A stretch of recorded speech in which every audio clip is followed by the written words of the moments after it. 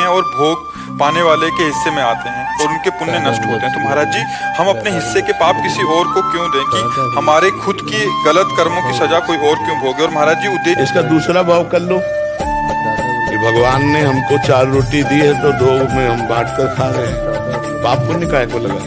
हमको कोई पाप नष्ट करने की बात है, अपने भगवान की आराधना कर रहे हैं। तो दियम वस्तु गोविंदम तुभ्यमेव समर्पये, हे भगवान आपके द्वारा दी हुई वस्तु आपकी सेवा में लगा रहे, तो वो पाप वाली बातें हटा दो। ये बात सर्वोत्तम है। तो दियम वस्तु गोविंदम तुभ्यमेव समर्पये, हे गोविंद आपने जो मुझे दिया उसी में से हम कुछ बांट रहे हैं।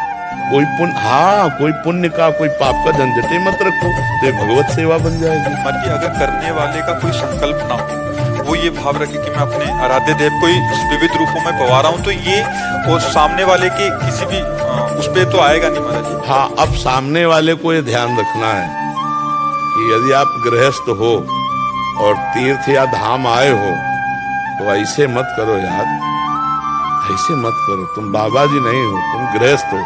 बिहारी जी के मंदिर में मिले, राधा वल्लभ जी के मंदिर में मिले तो ऐसे ले लो किनका वो भी थोड़ा। ये भर भर के जो बढ़िया खीर और पकौड़ा और समोसा जो खा रहे हो ये ठीक नहीं है। तुम गृहस्थ हो, तुम अपनी कमाई करते हो, तो धाम आओ तीर्थ आओ, 2 को पवा दो, लेकिन पाने की इच्छा मत रखो। तुम गृहस्थ हो, गृहस्थ आदमी को ऐसे नहीं करना चाहिए यार। तुम्हारे पास मेहनत के कमाए हुए रुपए हैं, कुछ ना हो तो एक दिन उपवास कर लो, दूसरे दिन थोड़ा चना चबेना चबा के पार कर लो। धाम आए हो 2-3 दिन, अब दूसरे का दिया हुआ हलवा पकौड़ी रबड़ी रसगुल्ला खाओगे तो तुम्हारा ना तो बुद्धि काम करेगी और ना भजन बनेगा, सुकृत और नष्ट हो जाएंगे। ये बात समझ लो। इसीलिए हम कई बार सत्संग में प्राय रोका है कि मंदिर में आप प्रसाद ले सकते हो, ये जो बाहर सब दान पुण्य वाला भावनात्मक है ये तुम्हारे लिए हानिकारक होगा, नहीं लेना चाहिए। जैसे परिक्रमा आदि पे बट रहा है वो तो चलो हम ऐसे किया चल दिए। जैसे किसी आश्रम आदि या कहीं रुकते हैं तो वहाँ अगर पाते हैं तो उतना देना चाहिए, देना चाहिए। अगर आप होटल में जाओ तो पता चले कि ये भोजन हमें 100 रुपए का मिलेगा, तो हम कह रहे हैं ना 100 रुपए तुम दो तो 50 तो दे ही दो, वहाँ ठाकुर जी के चरणों में चढ़ा दो। फ्री पाके मत आओ। अगर गृहस्थ हो तो तीर्थ धाम जाओ, कहीं भी फ्री पानी भी मत पियो। अगर पानी भी पिया तो 2 रुपया वहाँ रख दो।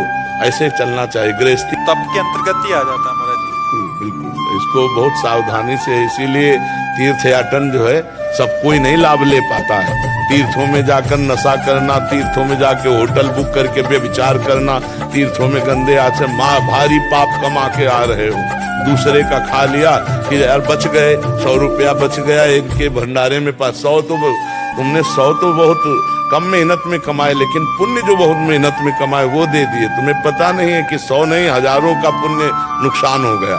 बहुत सावधानी से तीर्थों में जाए। हम कह रहे हैं भगवान के धामों तीर्थों में जाए तो दूसरों का पाए मत, दूसरों की निंदा मत करे, कोई पाप मत करे। एक दिन भले उपवास करके रह जाए, इसके बाद चला जाए यहाँ से। यहाँ रह करके कोई पाप आचरण न करे भगवत धामों में। और गृहस्थी में है तो ऐसे करना बनता ही नहीं। ऐसे वो बांट रहा है, अगर ऐसे किया तो 50 रुपए उसकी जेब में डाल दो, हम मान गए तुम्हारी बात। इसमें फिर दूसरा सिद्धांत ये समझ आ रहा है कि जैसे पाप उसके नष्ट हो रहे हैं ये ले रहा है, ये एक सिद्धांत हो गया। इसमें ये समझ आ रहा है कि इसका जो तप है उसका जो पुण्य बना और उसको लाभ जा रहा है, इसके पुण्य नष्ट हो। नहीं, इसमें हम गृहस्थ धर्म की एक मर्यादा भी है। हम और पाप पुण्य दोनों को छोड़ रहे हैं। गृहस्थ धर्म की आप कमाते हो, आप तीर्थ आए हो, धाम आए हो, आप 2 का पेट भरना सीखो। अपने पेट को भरो मत किसी के दान पुण्य के वस्तु से। अपने तो जैसे बने वैसे खाओ पियो।